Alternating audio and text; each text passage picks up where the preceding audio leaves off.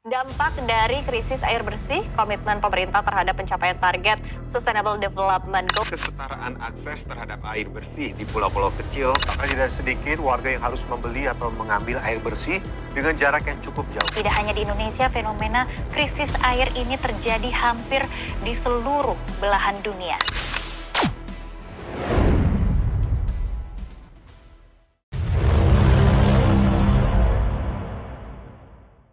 Air adalah sumber kehidupan, elemen yang tak tergantikan bagi setiap makhluk di bumi.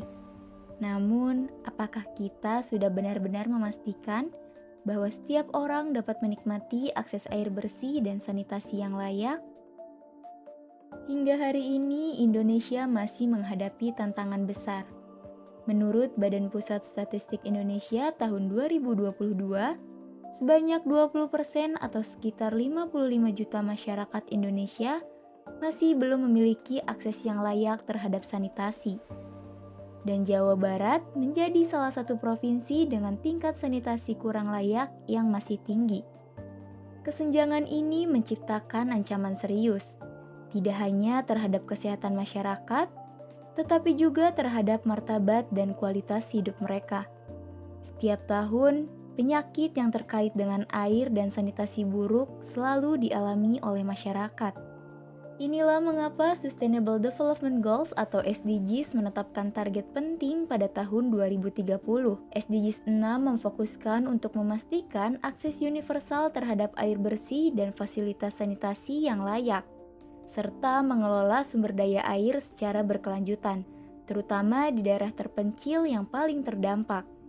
Di kaki Gunung Galuga, tepatnya di Kecamatan Cibung Bulang, Kabupaten Bogor, Provinsi Jawa Barat, Desa Galuga dan Desa Cijujung menjadi salah satu gambaran nyata akan pentingnya tujuan ini.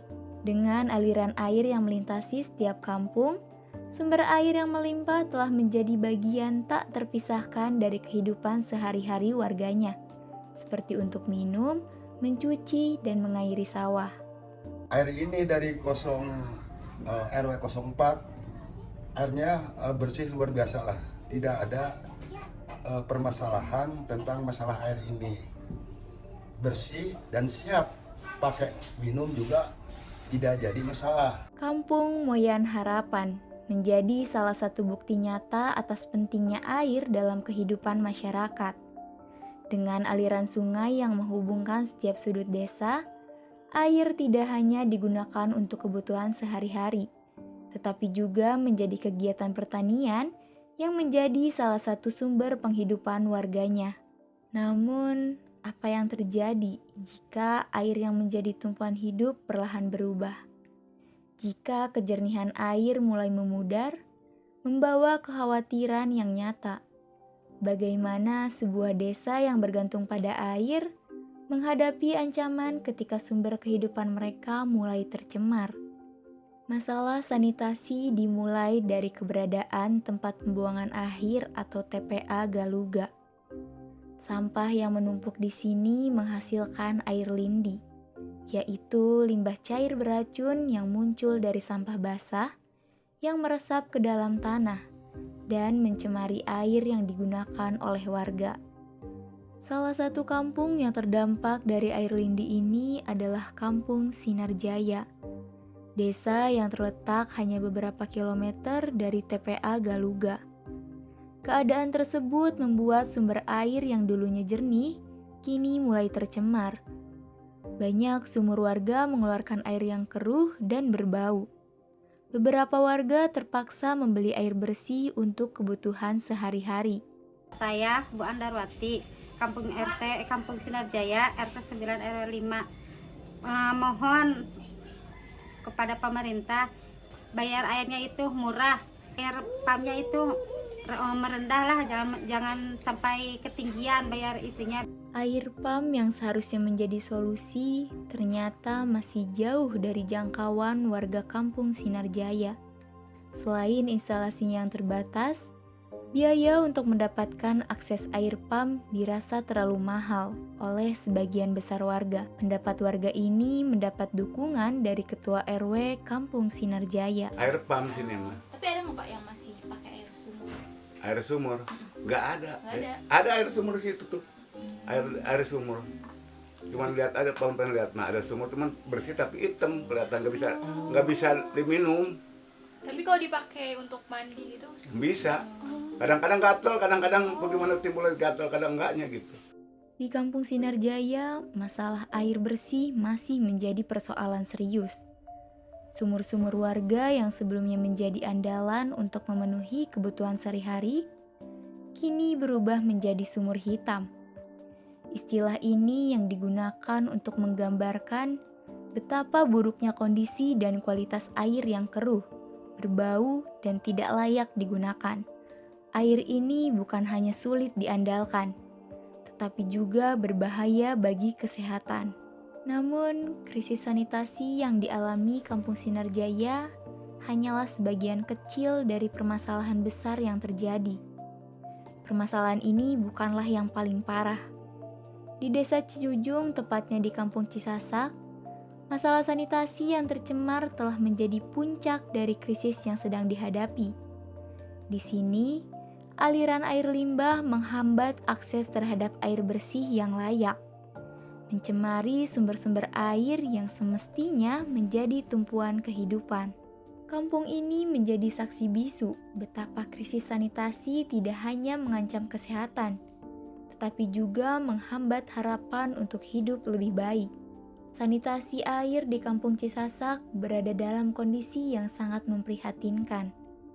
Sumber air yang tersedia seringkali tercemar, tidak hanya oleh limbah rumah tangga, tetapi juga oleh limbah dari aktivitas sekitar. Banyak warga yang terpaksa menggunakan air keruh untuk memenuhi kebutuhan sehari-hari. Nama saya RT Salih ya, RT 01 Cisasak, RW 7. Mengenai air yang di sini ya udah masuk air limbah ya. Kalau dulu mah bening gitu bagus ya. Kalau sekarang mah susah airnya maksudnya.